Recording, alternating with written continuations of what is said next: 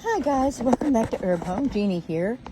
For those of you that know us, it's another day on the farm, and for those that don't, welcome, and I hope to see you soon. It is June 2nd. I just came out of the garden. It's just got too hot. It's about 1:30 and I just can't take the heat anymore.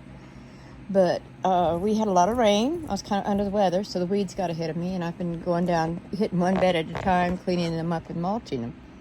And we believe in mulch. It really helps keep your garden moister, and the plants seem to thrive, But it's been kind of a busy morning. Had to do a town run and bring a few groceries home.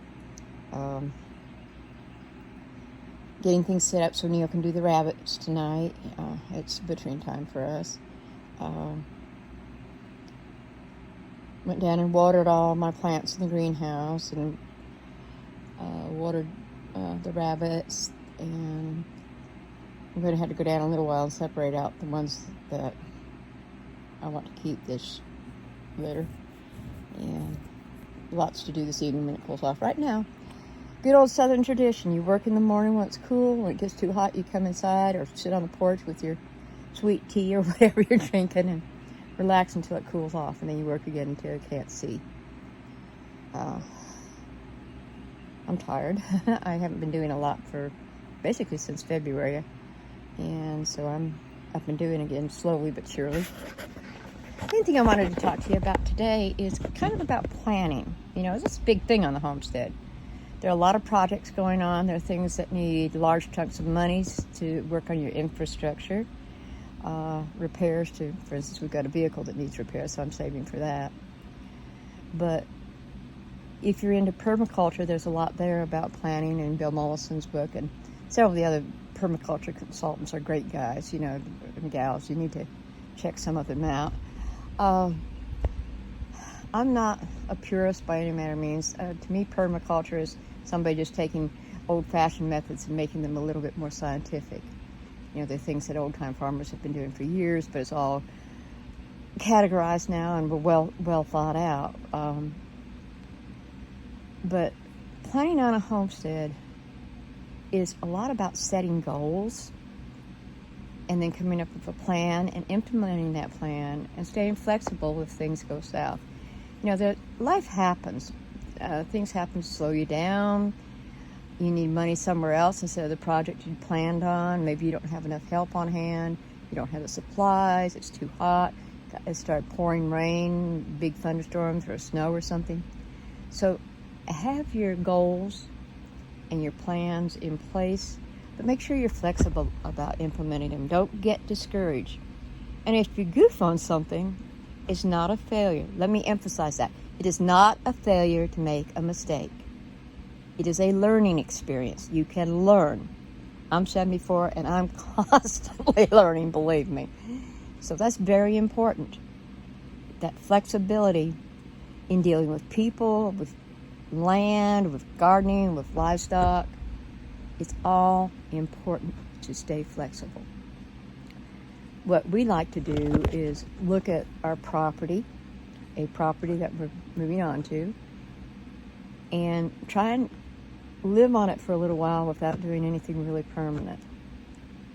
Get a feel for where the wind is, what the water flow situation is, where the sunlight falls, which way the wind blows in a specific site. We built our straw bale home in the best possible site for passive design, and we're going to try and salvage part of it. So it's oncoming. But then sit down and have a 10-year plan where you want to put things. So you don't have to build things twice, build something, tear it down, and move it. Try to get a general idea. The things that you want to do daily need to be very close to your home, okay? Where you'll feel good enough to go and do it. My garden's a little further than I'd like. It's in such a good situation that's where it's going to be. I enjoy going down there. That's my saving grace, is I can go to the garden or the creek. But try and have a general plan of where you want things for functionality. You need to plan on storage for materials, for seasonal things like canners and jars and everything, for storing materials, for storing feed and hay and tools. Things like, we do our chicks twice a year, so we have waters and feeders that we have to store, cages that may not be in use, the spinner for the honey, I've lost the word for it, but he spins out it. He's got a big machine that spins out the honey. If we're planning on getting a chicken plucker, and that'll have to be stored. All the different things you use in canning need storage, so plan on storage. Water storage. Are you storing water? In our situation, almost everything we do is rainwater storage. We have spring water for drinking, but our household water is out of rainwater storage for the most part, and we're working on getting that all hooked up again. It was in the house that went off foundation. Now we're getting it ready to go again. That's sometime in the next 2 weeks we'll be getting running water again. Happy dads! I love it. I'm getting older, and the 5-gallon buckets are getting heavy when you fill them up with water. What is it, 8 pounds per gallon? So that's 40 pounds of weight that I'm carrying. But those are things that, are doable if you plan for them. Plan your locations. But have a 10-year plan. Where do you want your farm to be 10 years from now? I want to have the infrastructure completed, have our food supplies where they carry us most of the year, have our water insulated, all those type of things. I want to have those things in place so that should my health go or his health go, we're able to manage. Have a 5-year plan. Think ahead. Are you going to need a tractor? Are you going to need to replace a vehicle? Do you have a major vacation you want to go on? Do you have money available to pay somebody to stay on the farm? Or do you have a neighbor that would be willing to do it? Have those plans in place. If you've got children, will they be in the home with you, or will they have gone on to college? My daughter, we built her house so that her kids could be with her.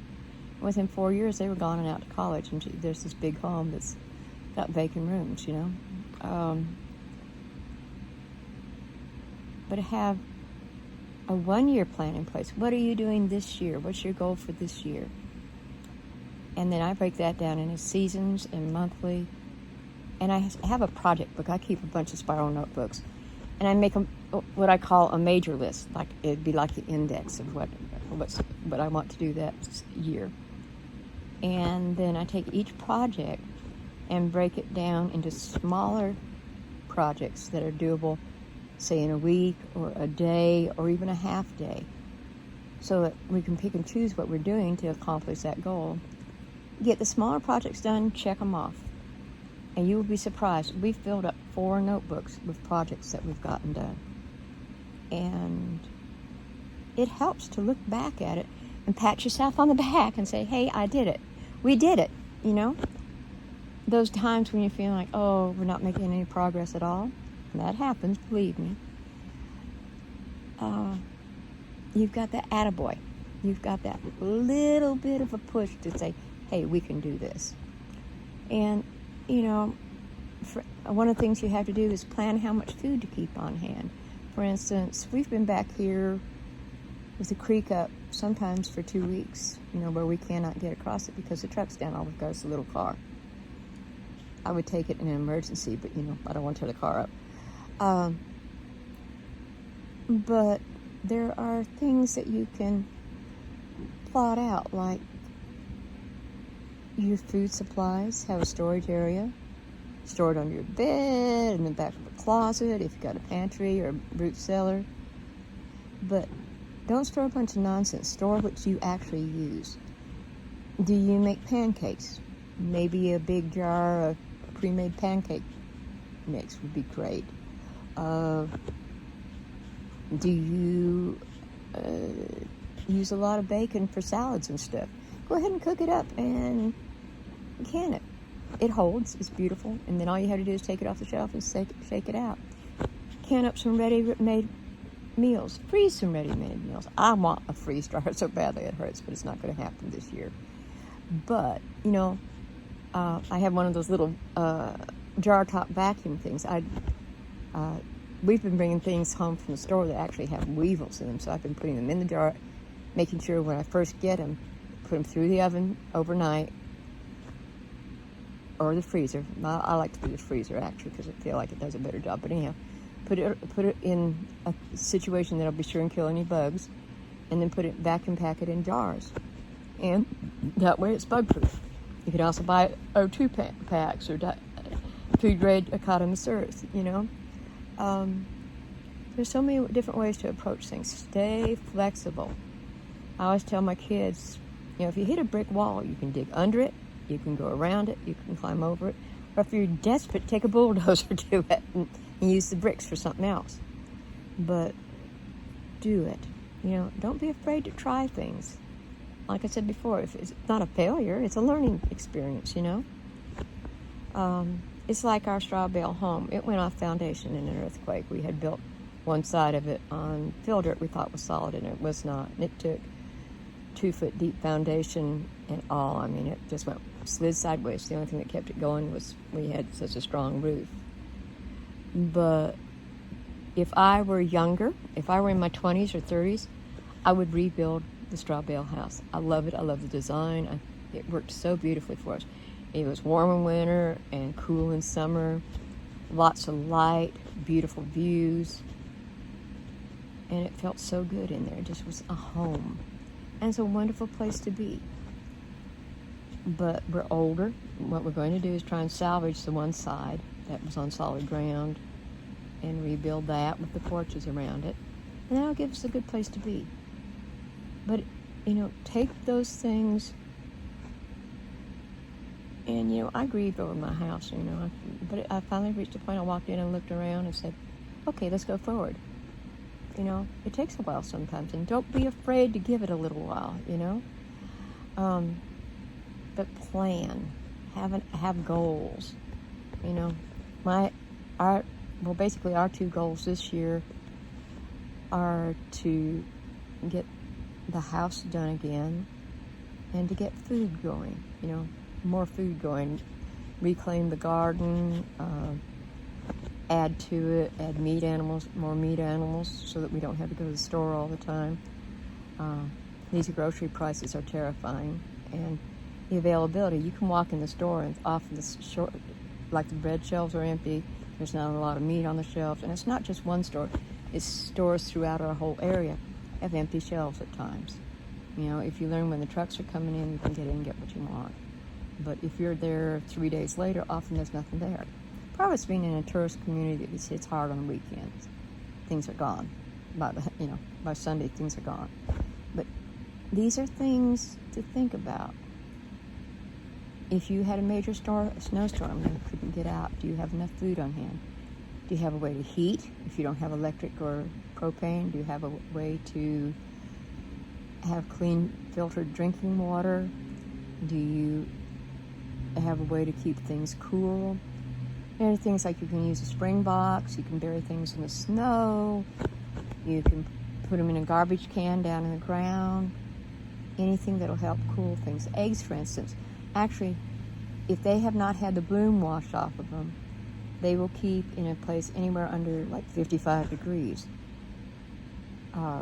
Double check with your agricultural extension agent to be sure you're comfortable with doing that, because I don't think that's a recommended temperature. But we've never had any issue with salmonella in our family. We've never had any problems with that if they're kept in a cool, dry place, dark, dry place. So it's worth a thought. But plan ahead. Make sure, if you're elderly, make sure you have all your paperwork in order, such as your DNR, your will. If you're doing